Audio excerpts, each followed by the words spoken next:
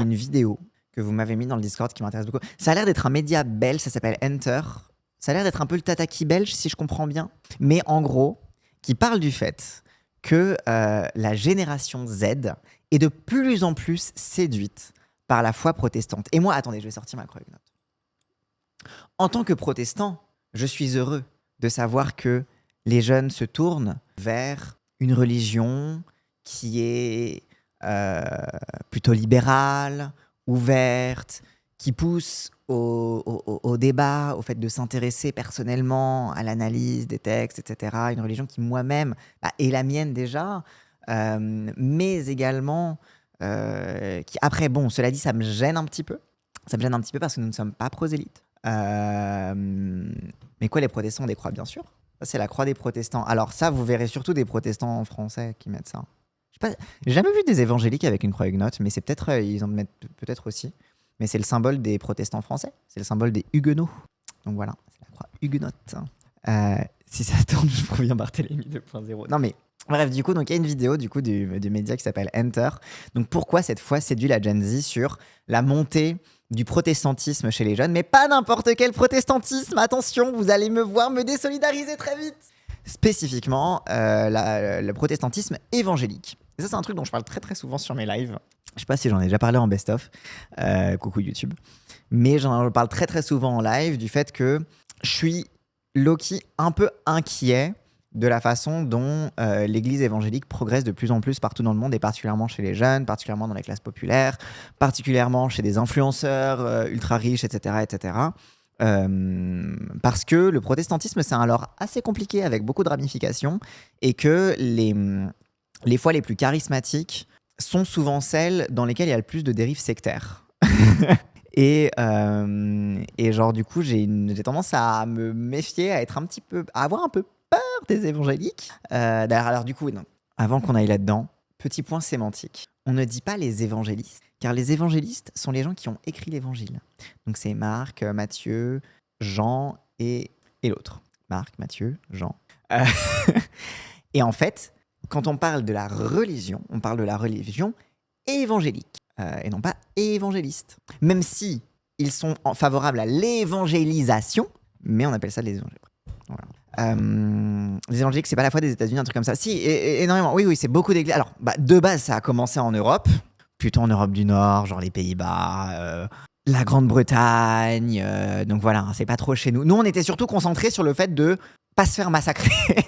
Mais en effet, en fait, c'est plusieurs églises de différents courants en fait protestants qui ont en fait commencé à développer justement progressivement. Mais le développement de la partie la plus, ce qu'on appelle charismatique, c'est beaucoup plus développé aux États-Unis et a vraiment fleuri aux États-Unis. Mais les différentes églises évangéliques, les différents courants sont nés principalement en Europe du Nord. Oui, un peu en Allemagne aussi, c'est vrai. Mais pour moi, c'est beaucoup Pays-Bas et Grande-Bretagne. Voilà. On dirait les scissions des trotskistes. Ah non, mais là, alors, le protestantisme, c'est les trotskistes. C'est vraiment, il y a des scissions partout, on comprend rien, ils s'aiment pas trop entre eux parfois, mais ils osent pas le dire parce qu'il faut pas taper sur les camarades. C'est vraiment, on est littéralement les trotskistes du christianisme. Ça veut dire quoi, charismatique ? Vous allez en voir des exemples, justement, donc je vous spoile pas ça.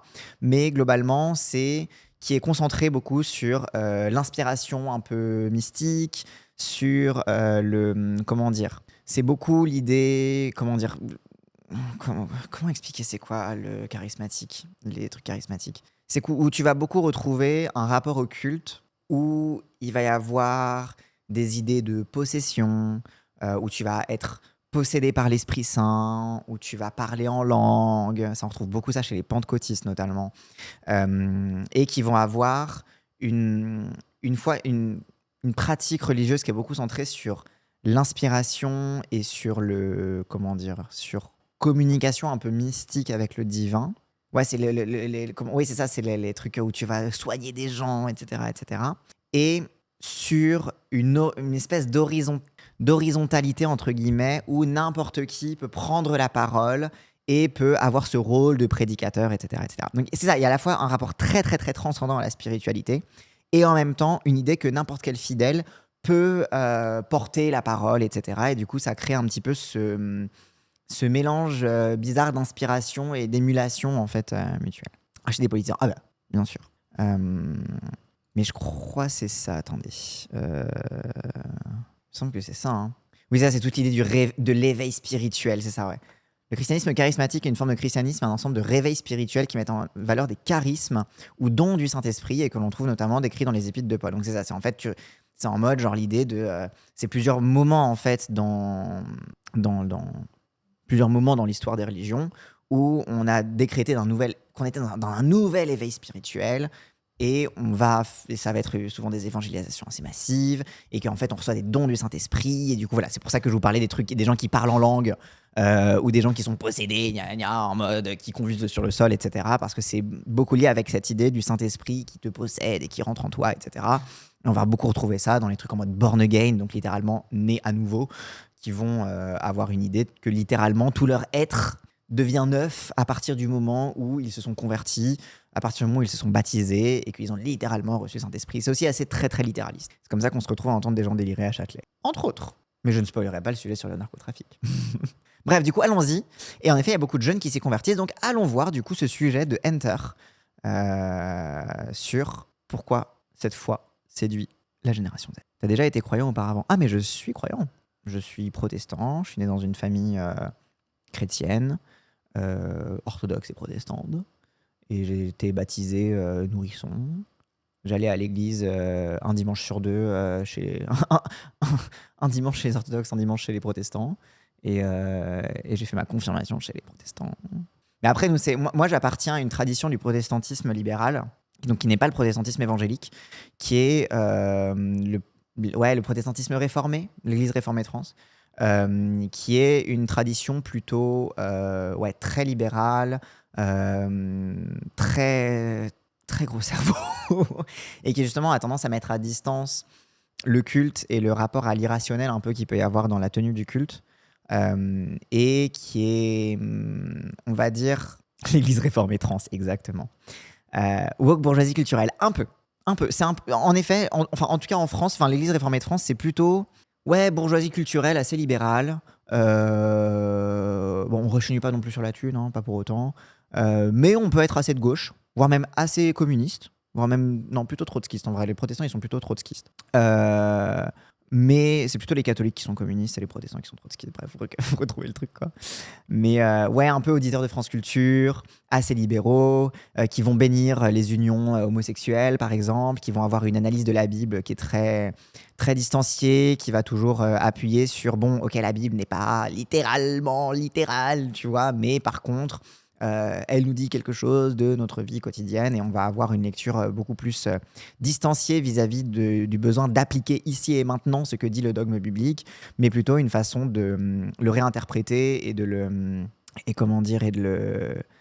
d'y trouver une analyse parfois quasiment archéologique. J'ai déjà eu des prédications de mon pasteur à l'époque qui nous faisait des tunnels sur l'archéologie et sur comment on a retrouvé tel ou tel texte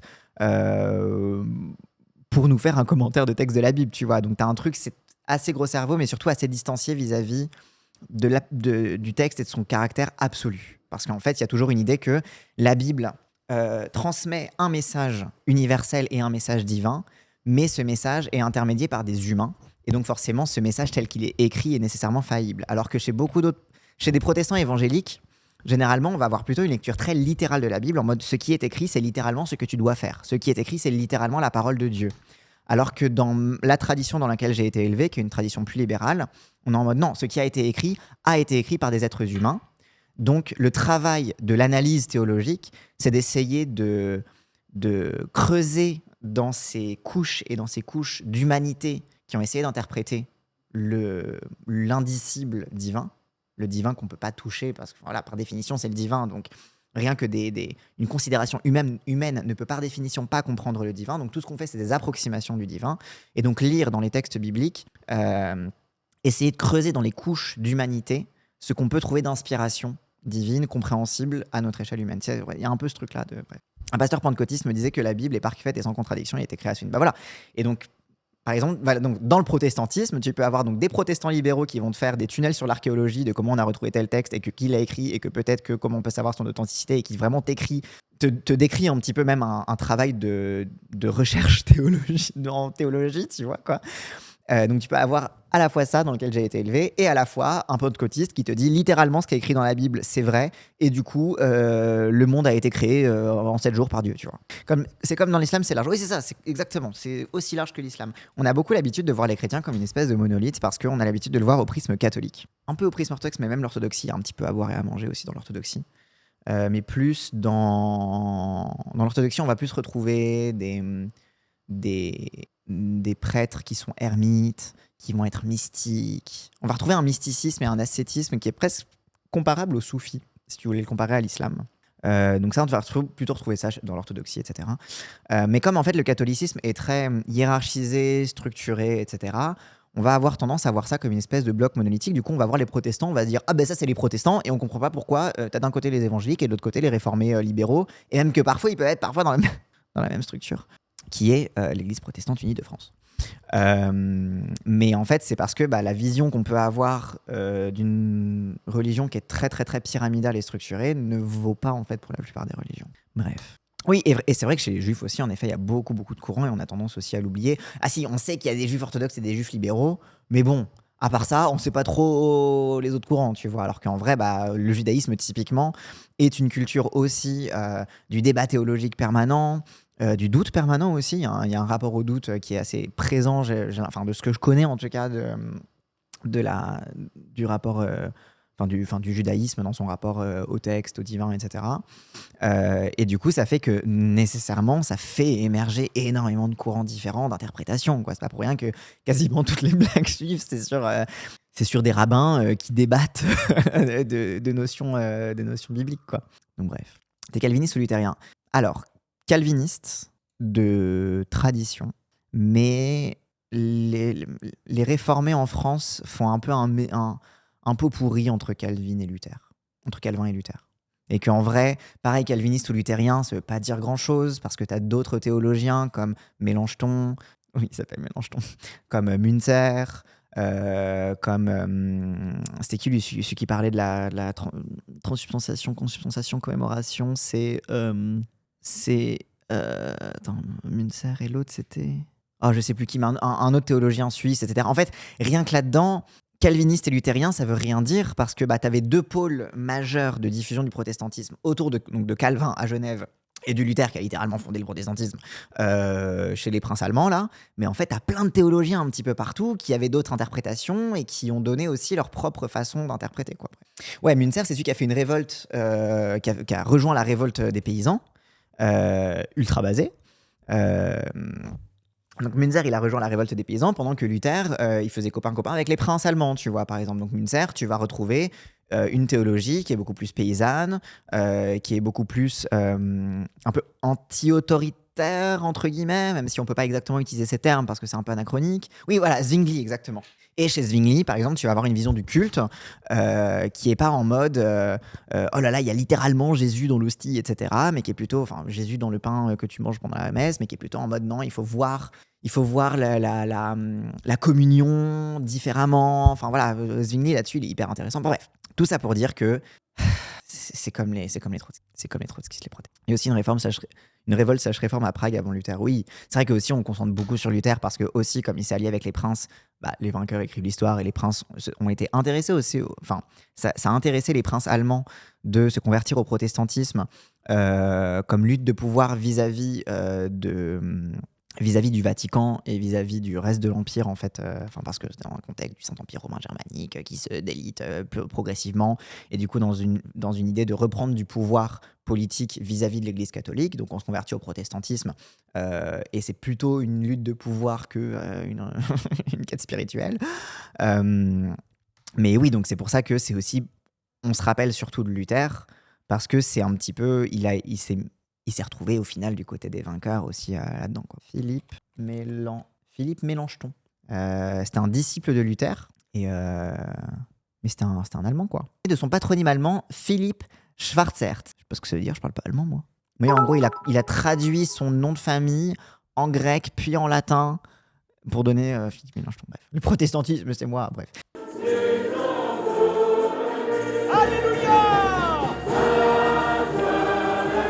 Par exemple, ça, À toi la gloire, c'est le chant qu'on chante à Pâques. Et je suis toujours heureux de le chanter, mais du coup, ça me fait un peu mal le poignet. Et ça, tu vois, c'est typiquement un chant du registre historique du protestantisme, quoi.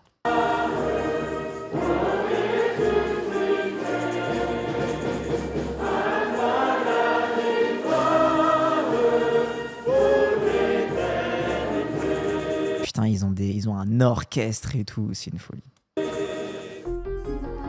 Quand je tourne ces images, on est le dimanche 5 octobre et je suis dans un des plus grands rassemblements évangéliques de région parisienne. Partout dans le pays, à la même date, à la même heure, des milliers de croyants ont fait la même chose en simultané. Croyants évangéliques dans le monde, des centaines de millions d'autres chrétiens. Depuis plusieurs années, l'évangélisme fait une percée en France. En 1950, on comptait 50 000 protestants évangéliques et aujourd'hui, il serait près d'1 million. Et je te parle de la France, mais c'est le même constat partout ailleurs en Europe. L'évangélisme attire et surtout les jeunes. Dans cette vidéo, on va essayer de répondre à une question. Pourquoi la foi évangélique séduit autant notre génération ?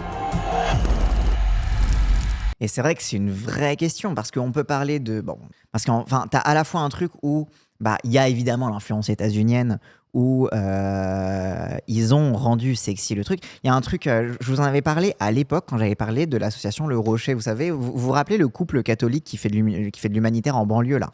On avait analysé ça, on avait regardé un petit peu toutes les ramifications, les trucs, etc. Et on s'était retrouvé du coup à parler du courant charismatique qui s'était développé dans l'Église catholique, parce qu'en gros les cathos, ils ont vu les protestants charismatiques aux États-Unis, ils se sont dit waouh, c'est une dinguerie. Ils ont commencé à se dire vas-y, nous pour avoir plus de jeunes et pour baptiser plus de monde, etc. Il faut qu'on s'inspire du courant charismatique, et donc il y a eu ce qu'on appelle dans l'Église catholique le renouveau charismatique, et en fait donc c'est pas tant l'évangélisme que la modalité charismatique qu'on retrouve dans la foi, j'ai l'impression. Mais c'est vrai que t'as à la fois l'influence états-unienne, mais je pense que t'as aussi dans ce rapport charismatique quelque chose aussi de spécifique à la sensation, on va dire un peu apocalyptique, de fin du monde, de perte de sens, etc. Et je pense que tu as un petit peu ce truc-là qui renforce encore plus ton sentiment de sécurité parce que tu as tout le monde qui est en transe en même temps que toi, tu vois. Je pense qu'il y a un côté... On peut un peu lier ça à la tentation du New Age et du New Age qui a séduit les hippies dans les années 70. On peut relier ça, en fait, donc il y a un peu ça aussi, quoi. Les tziganes aussi sont évangélistes. Je me rappelle du docu de Hockey Charlotte sur la réunion annuelle des tziganes. Il y a en effet une progression de la foi évangélique chez les tziganes, en effet. Enfin, chez les tziganes, manouches, gens du voyage, etc.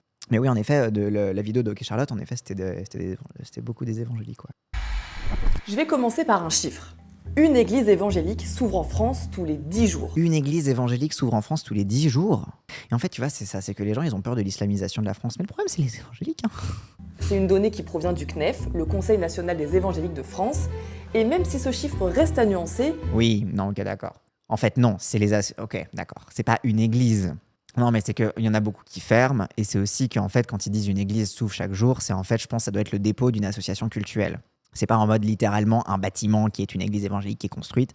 C'est en gros, dès qu'il y a une association cultuelle qui se revendique de la foi évangélique, mais voilà, c'est ça, c'est un peu comme un groupe d'action, tu vois, genre c'est une association cultuelle, mais ça veut pas forcément dire qu'il y a plein de fidèles, des trucs comme ça, etc., etc. Oui, il y a des églises où ils peuvent être 3, des trucs comme ça, mais en fait, c'est plus sur le dépôt des associations que sur l'ouverture concrète de bâtiments et tout. N'importe qui peut devenir pasteur et un groupe de personnes pour signer. En fait, c'est ça. C'est que du coup, le concept même d'église n'a pas le même sens, par exemple, que chez les catholiques. Parce que chez les protestants, une église, et ça on l'a depuis des années, mais il y avait ça chez les camisards, chez les protestants dans les Cévennes, qui luttaient contre la répression du roi, etc., où il y avait ce qu'on appelait les assemblées du désert, où les protestants cévenols faisaient des cultes en plein air, mais parce qu'il y a une idée que l'église n'est pas le lieu physique, mais l'église, c'est partout où les fidèles sont rassemblés. Ils constituent l'église, ils constituent l'assemblée des fidèles et l'église en soi. C'est pas le bâtiment dans lequel il y a. Et donc ça fait que, et en plus de ça, comme n'importe qui peut être pasteur, et on retrouvait ça beaucoup chez les résistants camisards, qui devenaient des prédicateurs comme ça, dès qu'ils avaient une inspiration divine, des trucs comme ça. Il y avait vraiment, mais il y avait même des femmes qui étaient pasteurs, etc., prédicatrices. Et en fait, donc, comme n'importe qui peut se dire pasteur et que l'église, c'est l'assemblée des fidèles, bah, qu'est-ce que ça veut dire ouvrir une église évangélique, quoi. Et en vrai de vrai, si on prend les fermetures et les églises en déshérence, plus les groupes qui fusionnent, la progression est très limitée en nombre de fidèles stables. Oui, mais il y a quand même une augmentation assez large de fidèles chez les gens. Bref, on va continuer. Il m'a quand même interpellée. Parce que dans ma tête, avant de bosser sur ce sujet, l'évangélisme, c'était ça. Et en tant que journaliste, chez Enter, quand un truc nous interpelle, on prend notre caméra et on va voir. D'ailleurs, n'hésite pas à t'abonner pour pas rater nos prochains reportages. C'est comme ça que je me retrouve dans un train direction Lyon pour rencontrer Noémie. Donc je grandis avec cette haine, cet héritage de haine et de colère. Et à l'âge de mes 15 ans, 16 ans, je rencontre un garçon qui, lui, est issu d'un milieu évangélique, protestant évangélique. Je tombe enceinte de ce garçon et Oula. je ne veux pas garder cet enfant, donc je fais les démarches pour faire un avortement. Oula. Mais Noémie n'arrive pas à se résoudre à avorter. Alors, du coup, cliché numéro 1 sur les évangéliques, qui est pas tout à fait faux. La prédation sur les personnes en difficulté psychologique. Cassant dans la sauce. Ah non, mais moi je me désolidarise totalement. C'est pas un... Mais c'est... je sais pas si la vidéo va en parler, mais il y a énormément de dérives sectaires qui sont signalées depuis le monde évangélique. Il y a de plus en plus de signalements, je crois, à la Mivilude sur le monde évangélique. Et en effet, on retrouve beaucoup ce genre de prédation sur des personnes qui sont en vulnérabilité. Et notamment, la question de l'avortement, typiquement, c'est un immense pied dans la porte, mais pour beaucoup, hein, pour les cathos aussi. Mais c'est vrai que les évangéliques ont énormément réussi à capitaliser là-dessus. Parce que oui, quand tu avortes, c'est pas comme ça. Hein, parce que autant les croyants anti-avortement, ils disent oui, les avortements de confort, etc., pour traiter les meufs qui avortent de pute. Mais genre, en fait, un avortement, c'est pas facile en fait, genre c'est lourd sur le corps, que ce soit médicamenteux ou chirurgical, et du coup ouais, c'est assez typiquement le genre de profil sur lequel les évangéliques font énormément de bruit, hein. Leur capitalisation sur l'avortement, c'est déjà d'une parce qu'ils sont contre l'avortement, mais aussi parce que c'est une cause qui leur rapporte énormément de fidèles aussi, quoi. Donc ouais. Alors en plein cours au lycée, elle prie, sans savoir qui. 2 jours après, j'ai fait une fausse couche. Je suis assise sur la chaise, j'attends le médecin pour bien confirmer que je suis en train de faire une fausse couche. Et il n'y a personne autour de moi, il n'y a pas un bruit. Et là, je sens une chaleur, je sens un amour, comme si elle m'envahissait, comme si on me prenait dans les bras. Et j'étais hors du temps. Vraiment une expérience qui m'a marquée, qui m'a bouleversée pour la vie. Et c'est comme ça que j'ai su que Dieu existait et qu'il fallait... Et en fait, ça va être la difficulté pour moi, je pense, pendant ce React. Ça va être de prendre au sérieux la sincérité des expériences mystiques et en vrai la beauté des expériences mystiques, mais de me concentrer sur juste le fait que la façon dont elles sont digérées, interprétées et remises en mots par certaines églises peut être un peu, du moins, questionnable. À la fois de mon point de vue de croyant, mais aussi d'un point de vue simplement aussi de risque de dérive sectaire, de trucs comme ça. Oui, l'instrumentalisation et tout. Et quand tu vas à un meeting de la France Insoumise, tu vis une expérience mystique parce que le vieux, il te parle du silence et de la nuit et que c'est beau. Je le cherche. Noémie se lance dans une quête. Elle retourne à l'église catholique, mais n'y trouve pas le Dieu qui l'a touchée. Jusqu'au jour où elle passe les portes d'une église évangélique. Et là, avec des chants, du gospel, ça a été la révélation. Pour moi, c'est dans ce type d'église que je veux grandir et vivre ma foi.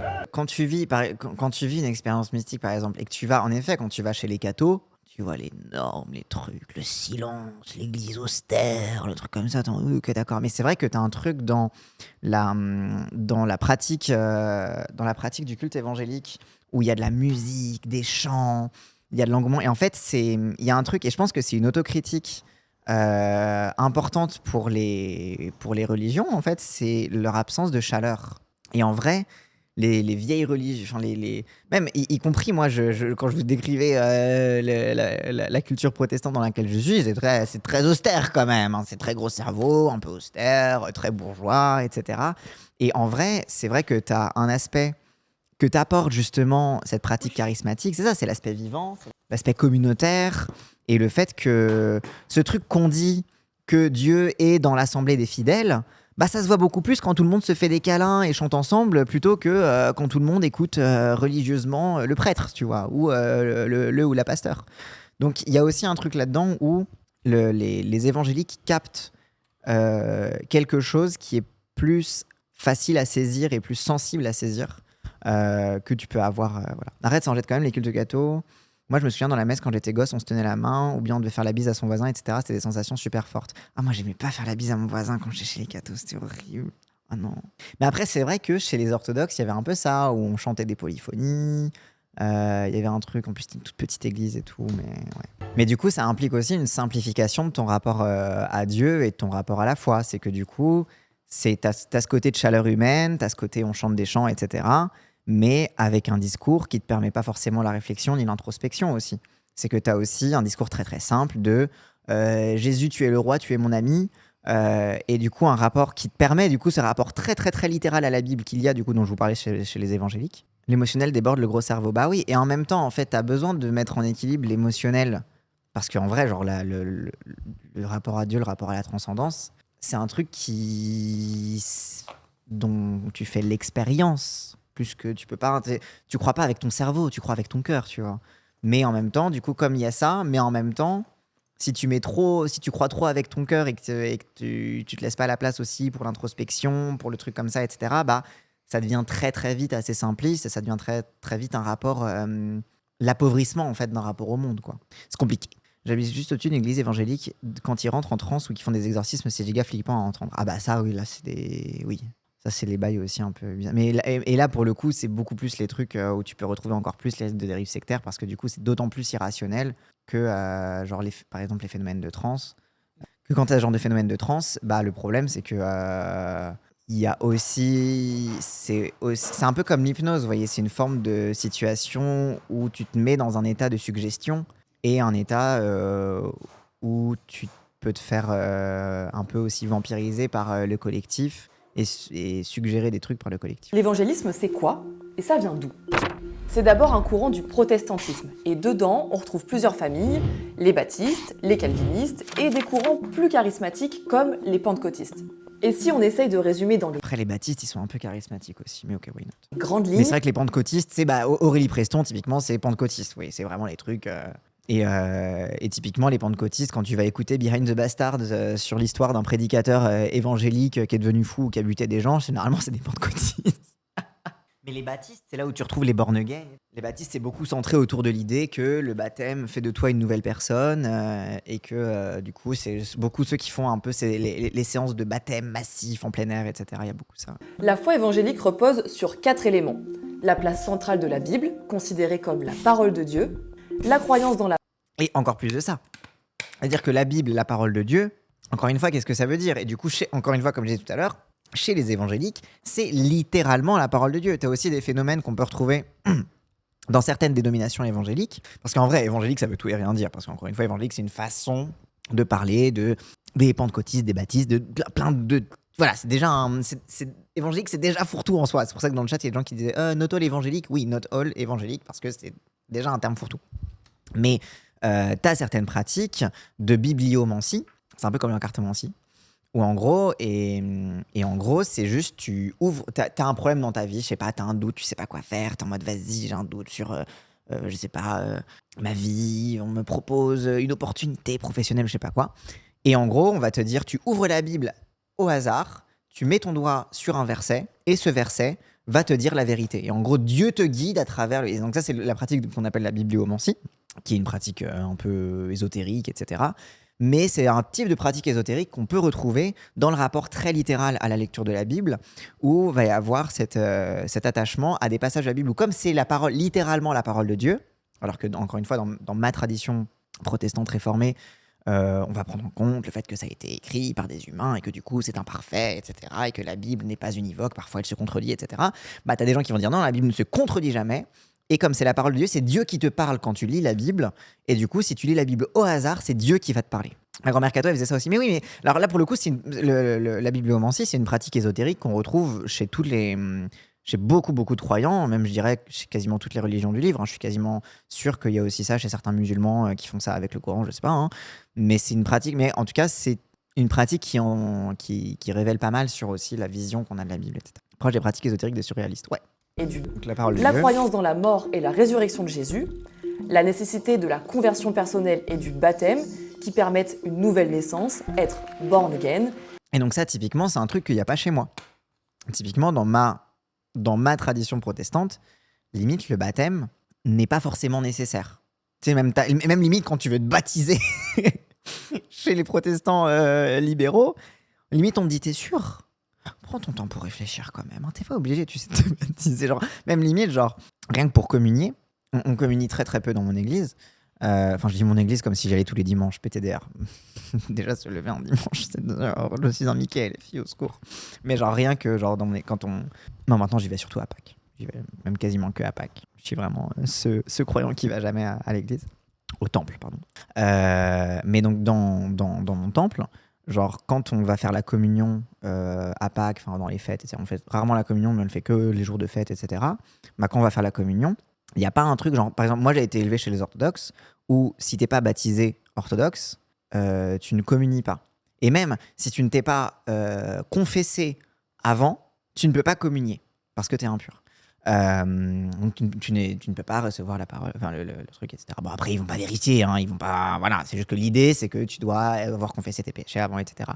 Et en gros, moi, dans mon église, quand c'est la communion, tout le monde vient. C'est vraiment en mode que vous soyez chrétien, pas chrétien, baptisé, pas baptisé, si ça a du sens pour vous, si ça n'a pas de sens pour vous, vous êtes les bienvenus parce que le principe de la communion, c'est un moment qu'on partage tous ensemble, etc. C'est pas un moment où t'es en file, tout le monde fait la queue et attend que le prêtre te file l'hostie. On se met tous en cercle autour de l'église, on se fait passer, on fait plus ça depuis le Covid, mais on se faisait passer la corbeille de pain, la coupe, etc. etc. quoi. En fait, c'est vraiment, t'as ce truc-là. Et donc, c'est pour ça que, donc, typiquement, l'importance du baptême. Moi, j'ai été élevé vraiment dans une version très libérale du protestantisme où c'est pas le baptême qui définit si t'as ta place ou pas dans la communauté. Et très souvent, il y a des gens qui fréquentaient l'église très longtemps, qui participaient de la vie de la paroisse, etc. Et limite, le baptême, c'était ce qui couronnait un petit peu leur participation au truc en mode « Ah, c'est bon, je pense que je suis prêt à me baptiser, etc. » Donc, le baptême, c'est plus l'aboutissement un peu d'un chemin, l'aboutissement symbolique d'un chemin, plus que le début d'une nouvelle vie.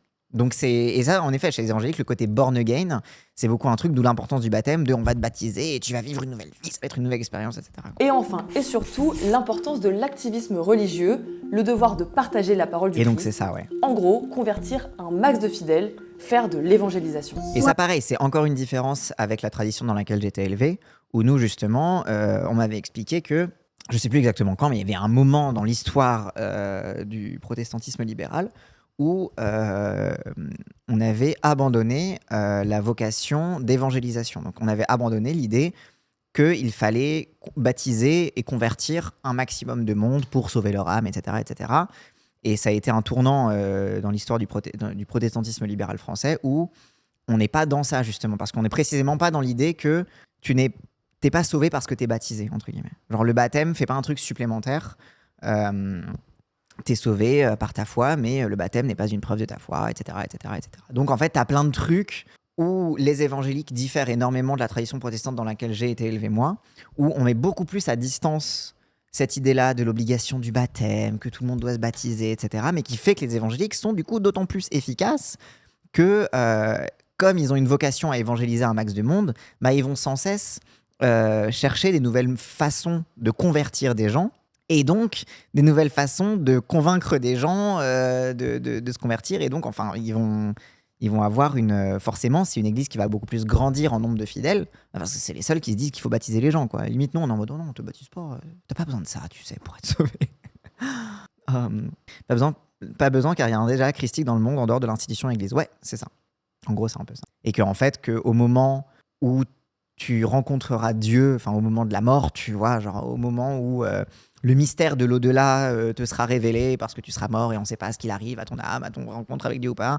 Bah en fait, tout ce que tu auras pu faire n'aura plus de sens. Et ce qui comptera, c'est qu'est-ce que tu fais face à l'annonce de la bonne nouvelle, de l'amour de Dieu, etc., etc. Donc en fait, c'est presque un truc que même jusqu'au bout de ta vie, tu peux avoir été un criminel toute ta vie. C'est aussi ce que tu vas faire face à la rencontre avec Dieu dans la mort qui va... Et en fait, c'est que des choses qui en fait, comme tout ça se situe déjà dans un domaine qui appartient à Dieu, c'est déjà un domaine du divin, par définition un domaine que les humains ne peuvent pas comprendre ni appréhender, autrement que par des concepts humains et par des approximations humaines, bah, c'est quelque chose, en fait, paradoxalement, qui ne nous appartient pas, en fait. Il ne nous appartient pas de dire un tel est sauvé et un tel n'est pas sauvé.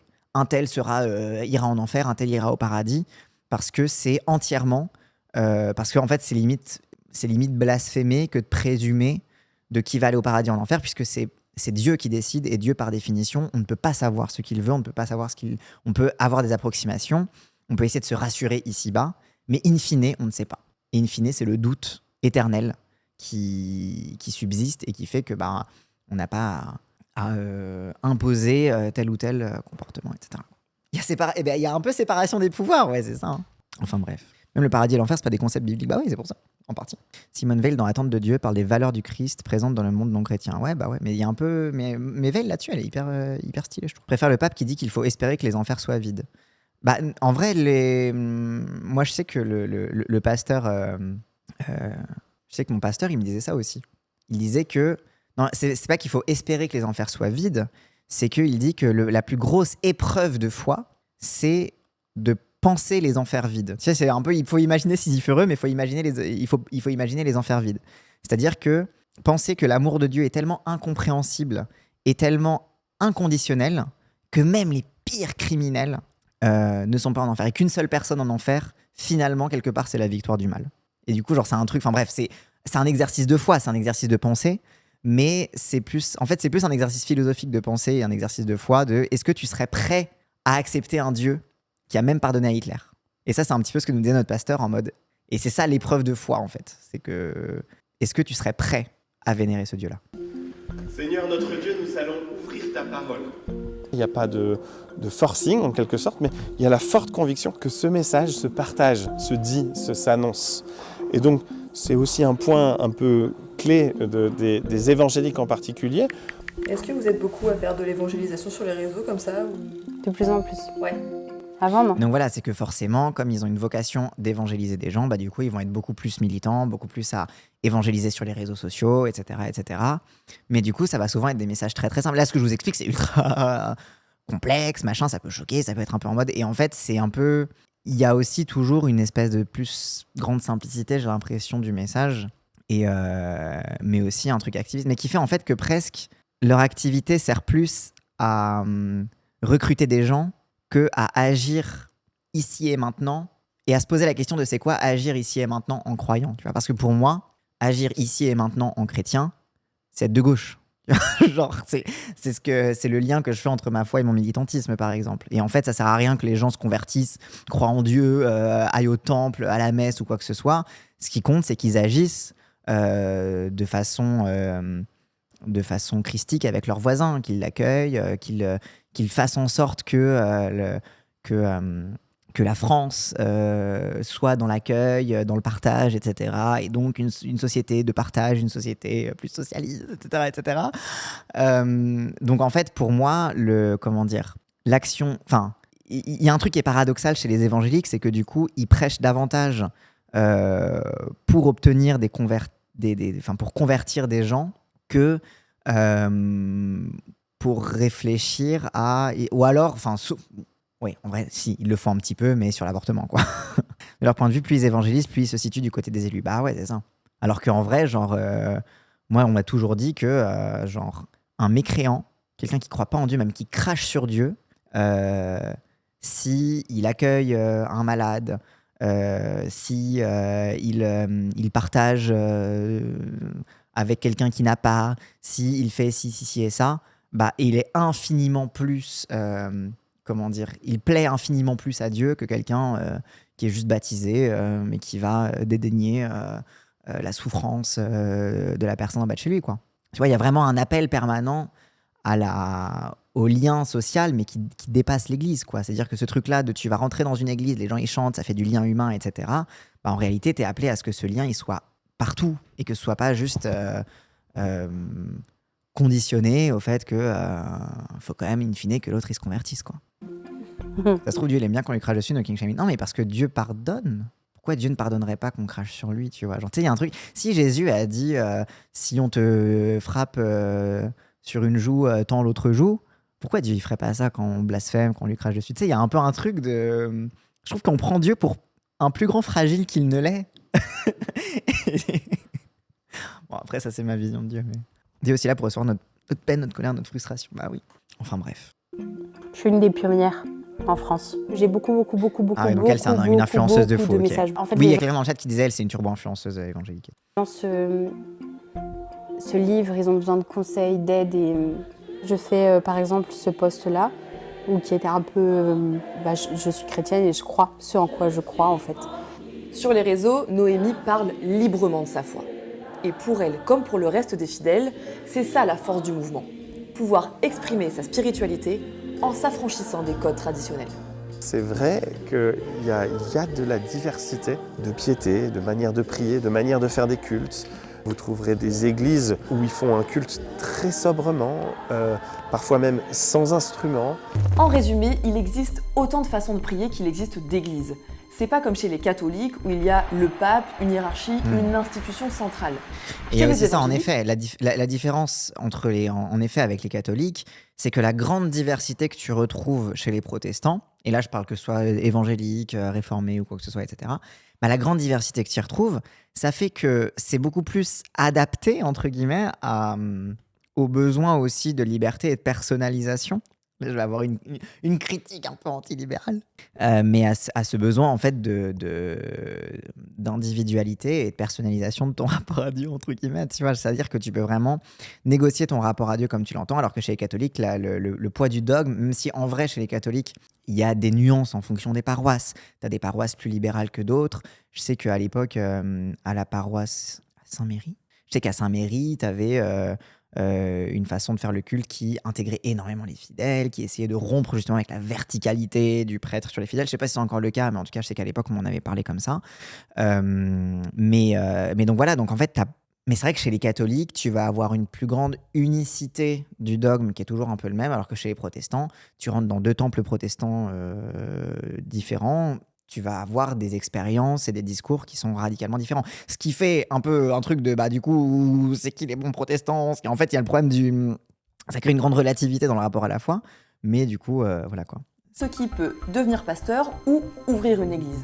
L'évangélisme n'est pas une marque déposée, donc n'importe qui peut déposer en préfecture une association cultuelle et puis se déclarer évangélique, mettre ça dans son titre. Est-ce que c'est un problème? Je crois que ce serait un autre problème si on devait contrôler que tout le monde est bien dans le bon moule avant d'ouvrir une église. Je crois vraiment à la laïcité, à la liberté. Et cette liberté...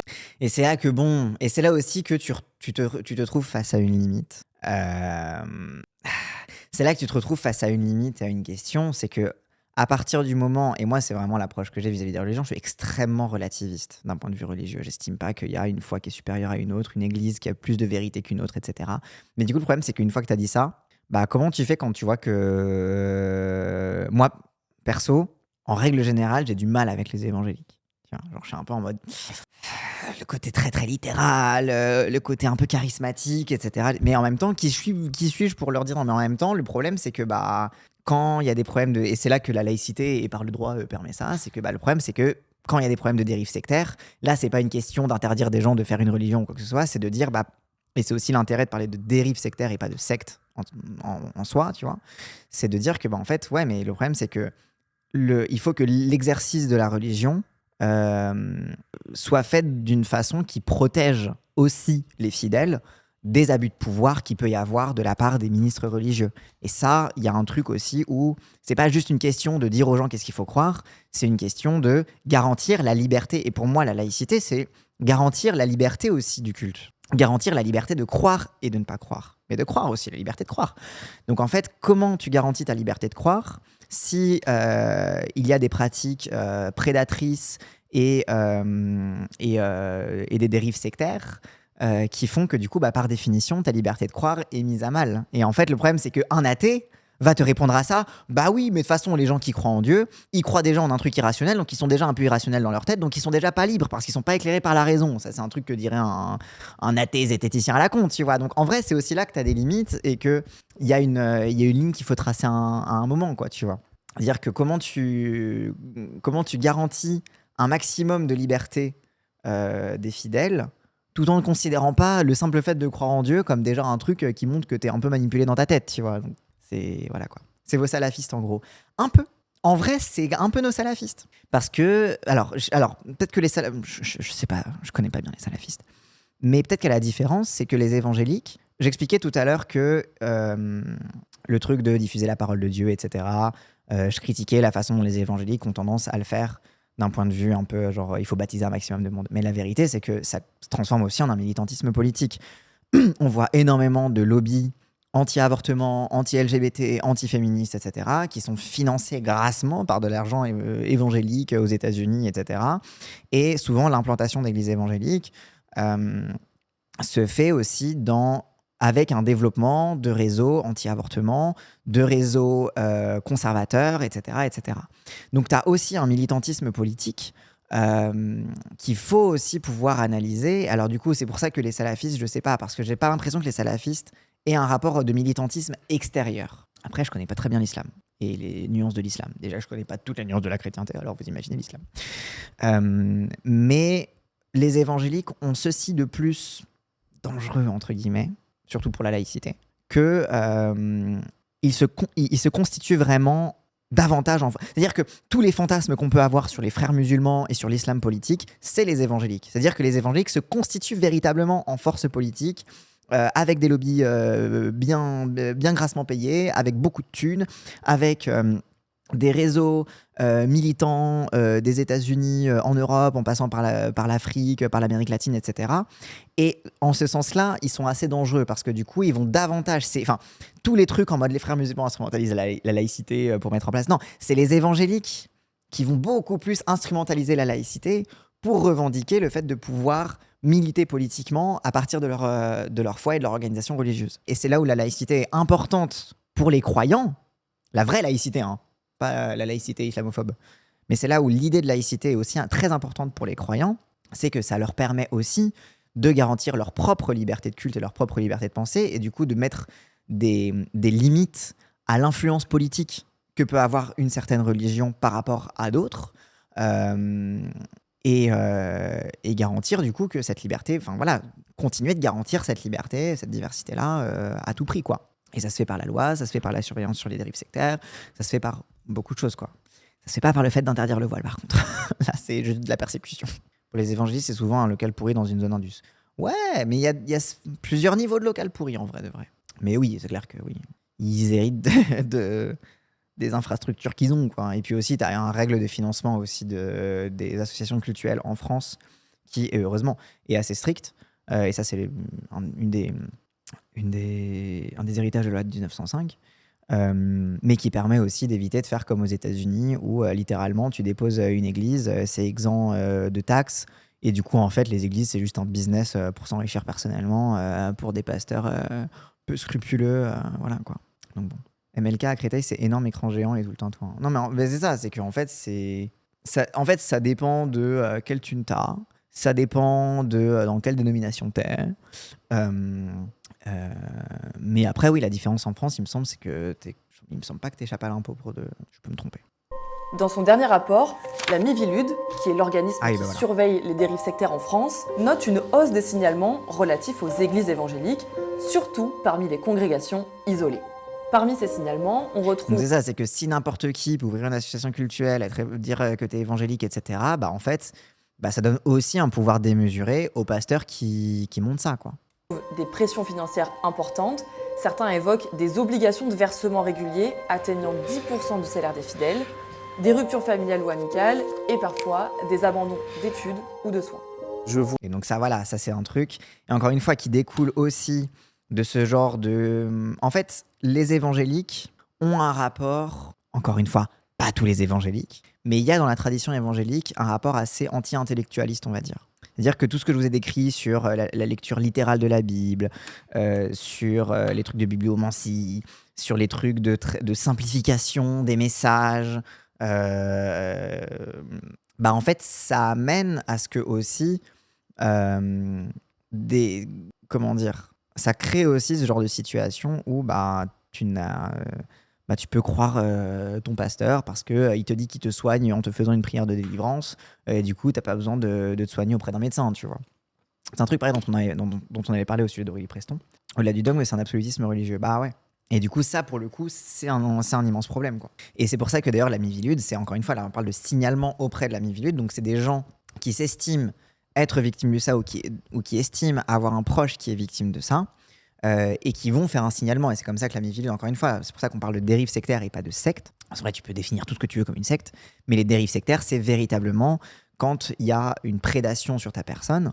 Et c'est pas pour rien que très souvent, quand j'écoute des épisodes de Behind the Bastards sur des prédicateurs bizarres qui ont monté des sectes charismatiques dans leur coin, où il y a des gens qui sont morts, où il y a des gens qui se sont fait escroquer, etc., très généralement, c'est des prédicateurs évangéliques qui viennent de traditions pentecôtistes donc cette fameuse tradition où n'importe qui peut se dire pasteur et puis vas-y roule ma poule, quoi. Il y avait un épisode pourquoi il y a autant d'évangélistes dans les Antilles ou en Afrique? Parce qu'il y a un vrai parce que ce fameux truc de il faut évangéliser absolument tout le monde. Alors déjà, en gros, dans les années 90, il a commencé à y avoir un discours sur la fameuse bombe démographique africaine, en mode oui, l'Afrique est dangereux parce qu'ils vont faire plein d'enfants et ça va être le grand emplacement, etc. Et du coup, paradoxalement, les églises ont identifié dans cette fameuse bombe démographique africaine une immense opportunité de développer leur réseau. Et du coup, ça fait que, ok, ils vont faire le grand emplacement, mais ça va faire beaucoup de fidèles. Et j'en avais parlé quand j'avais fait le react sur la question de l'homosexualité en Ouganda. C'était encore il y a un petit bout de temps. Mais par exemple, dans le militantisme politique religieux qu'il peut y avoir aux États-Unis, par exemple, on va prendre l'exemple de l'avortement et de l'homosexualité, certains, et d'ailleurs c'est le cas aussi chez certains catholiques, les plus rigoristes chez les catholiques, ils vont avoir aussi cette analyse-là. C'est pour ça qu'ils voulaient tous que le cardinal Sala devienne le pape, pas tant parce qu'ils aimaient bien l'idée d'avoir un pape noir, mais parce que le cardinal Sala, c'est un des plus militants anti-féministes, anti-homosexualité, etc., enfin anti-gender, etc. En fait, ils vont percevoir justement dans l'Afrique une population captive dans laquelle tu balances de la thune, ils viendront à l'église parce que, encore une fois, ce besoin de lien social, dans différentes situations de difficulté, de pauvreté, de corruption, de machin, etc. En fait, le rapport à l'église va devenir un lien social que les gens vont spontanément aller chercher parce que c'est vraiment un besoin qu'expriment les populations et qui pourrait être utilisé par les réseaux évangéliques comme un support de lobbying et d'appui de leurs idées politiques. Ils sont perçus comme plus conservateurs. Oui, aussi. C'est qu'en effet, les Africains sont perçus comme plus conservateurs, ou plutôt, en fait, c'est un petit peu l'idée du bon sauvage,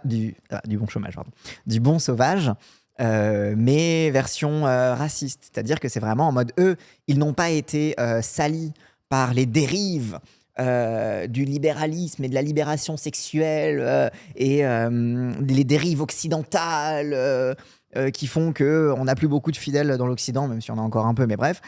Eux, ils n'ont pas été encore atteints par ça, c'est encore les bons sauvages. Ils savent encore qu'une famille, c'est un papa et une maman, et du coup, naturellement, c'est vers eux c'est à partir de eux qu'on va s'appuyer pour justifier que, regardez, ces Africains sont plus proches de la nature et ils nous disent la vérité sur qu'est-ce qu'on doit faire en Occident et ils nous rappellent des rives de l'Occident. Tu vois. Et genre, encore une fois, quand je vous renvoie encore une fois à ma vidéo sur l'homosexualité en Ouganda parce que c'était vraiment flagrant dans leur discours. Tu vois. Donc, il y a ça.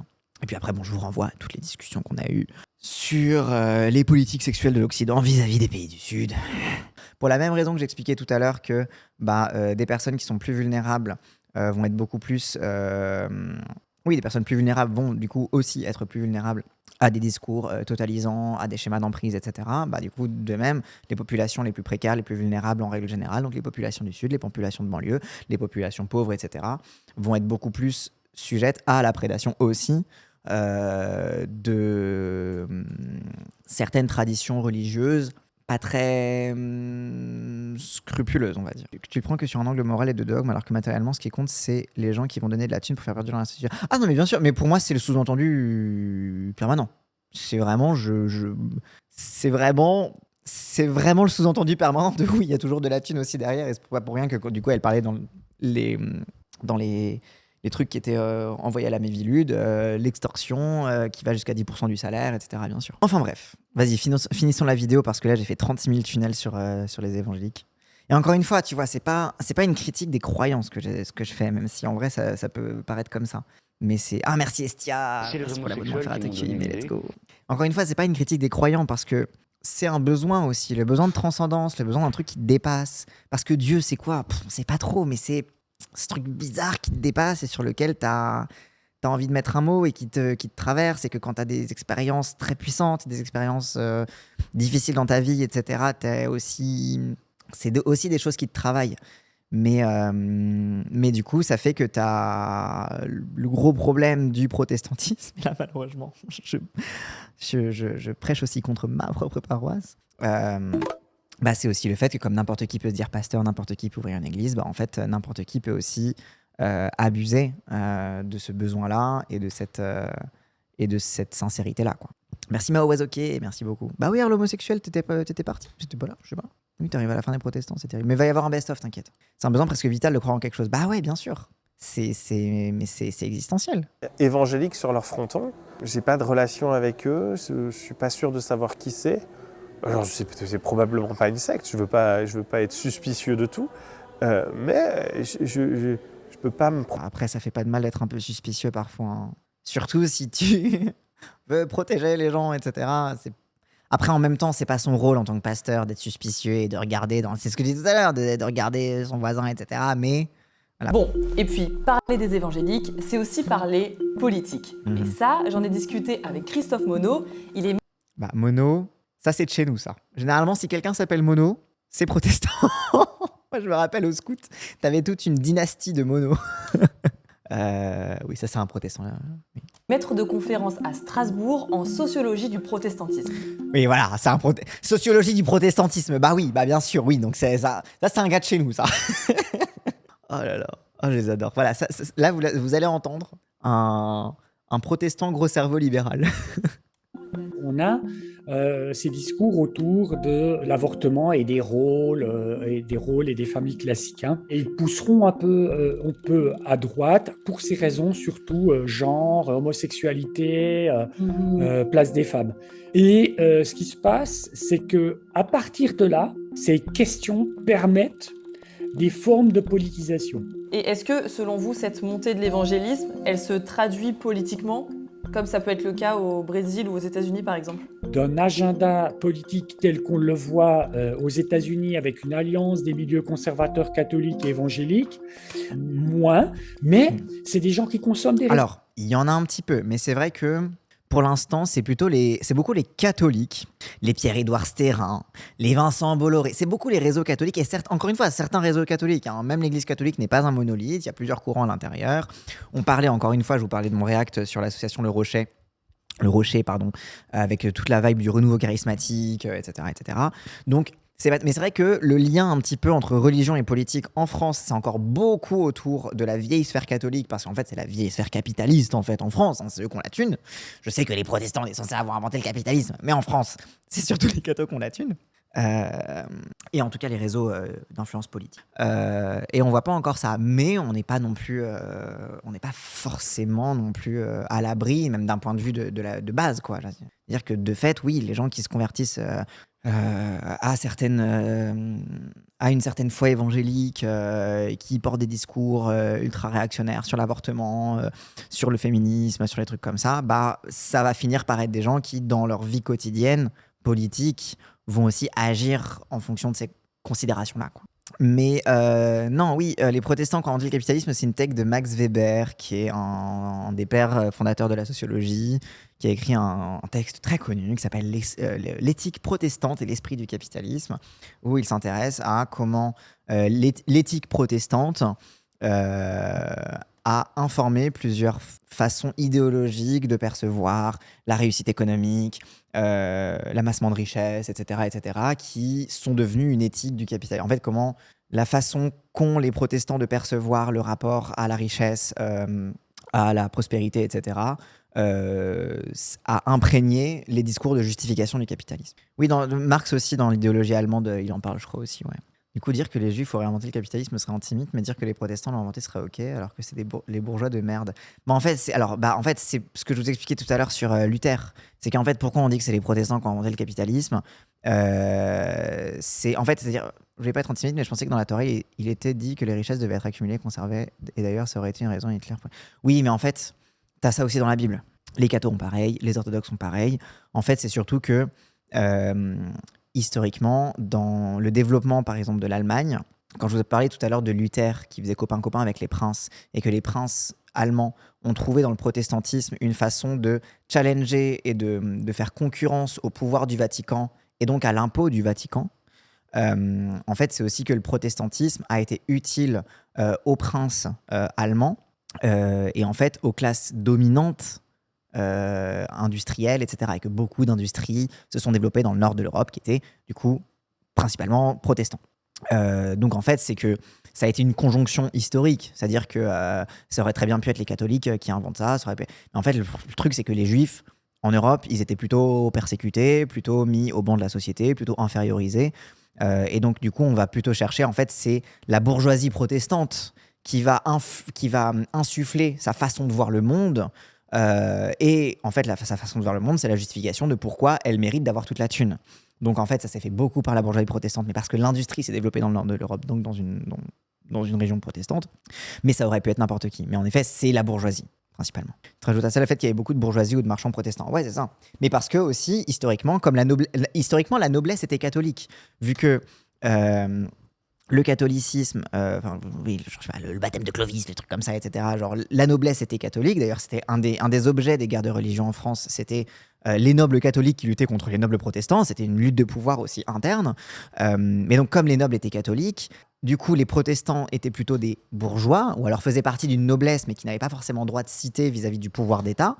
Et du coup, en fait, simplement, la bourgeoisie protestante a accompagné en fait les révolutions bourgeoises qui ont fait que la bourgeoisie a remplacé la noblesse dans le contrôle des richesses et dans l'industrie. Je vous le résume à grands traits, mais c'est un hasard historique qui est lié aussi au fait que du coup, de fait, la bourgeoisie il y avait une bourgeoisie catholique, bien évidemment.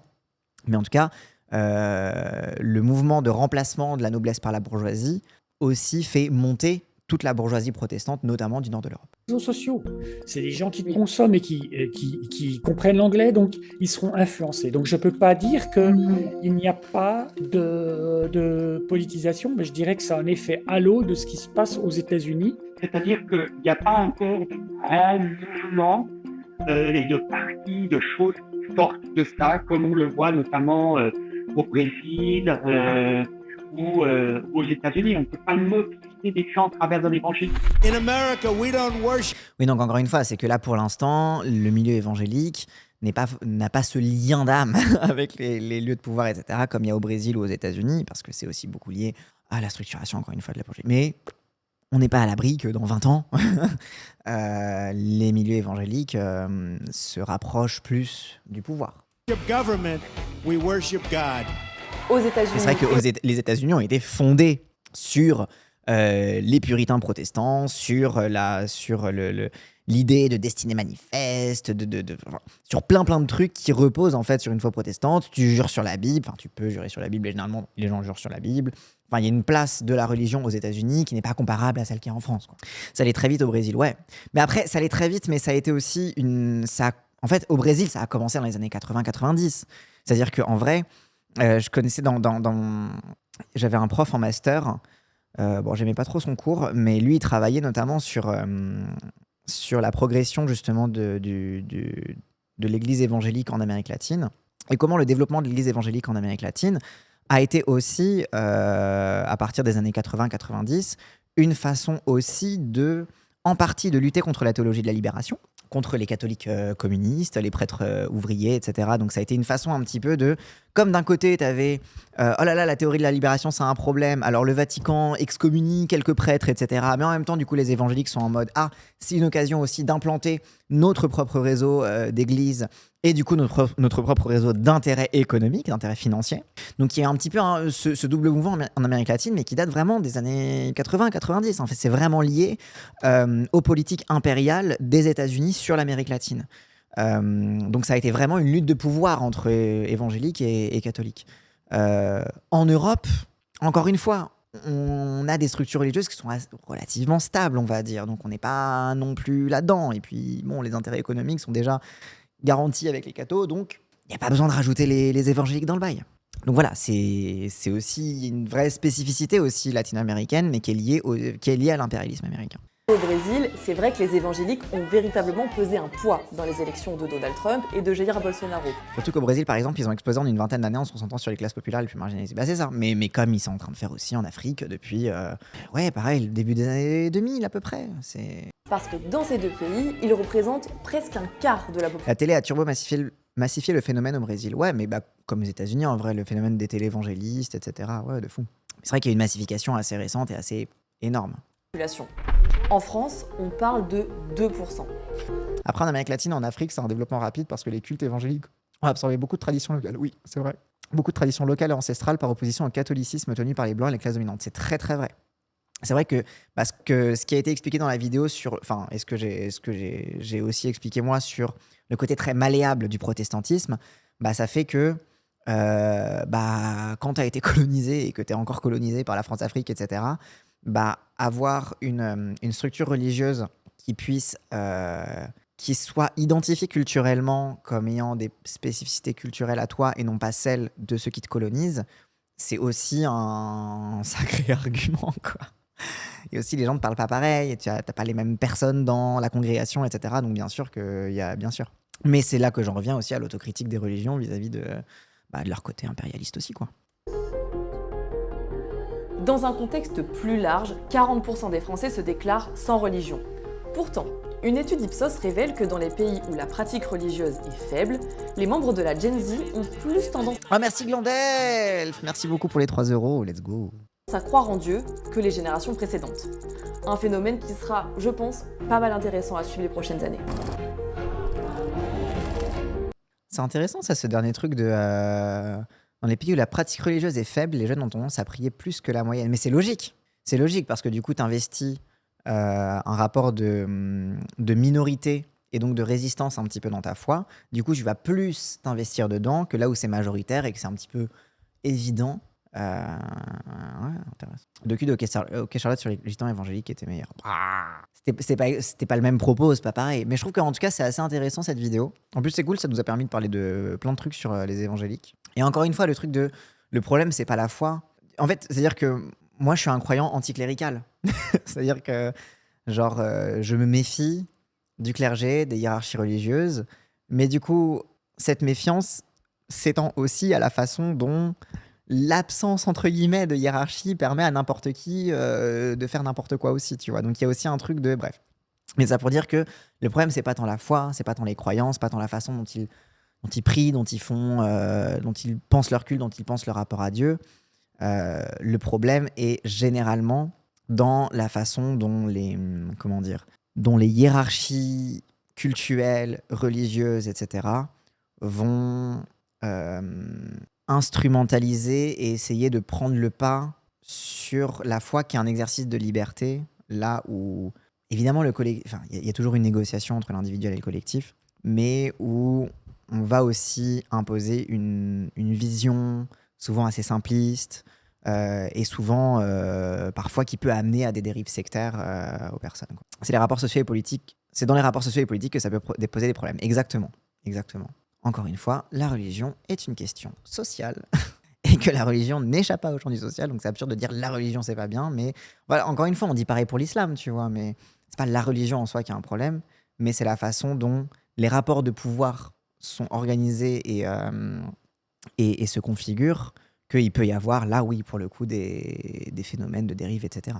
Par rapport au sujet des jeunes, il y a aussi beaucoup de jeunes qui croient en un être supérieur, mais pas forcément un dieu d'une religion précise. Ouais, de fou. Mais parce que, en même temps, c'est...